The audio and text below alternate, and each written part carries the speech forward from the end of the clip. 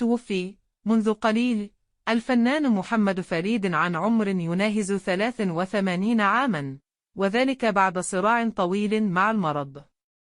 كان الفنان محمد فريد تعرض الأيام الماضية لوعكة صحية شديدة نقل على أثرها إلى أحد المستشفيات، ومكث لأكثر من 3 أيام داخل العناية المركزة.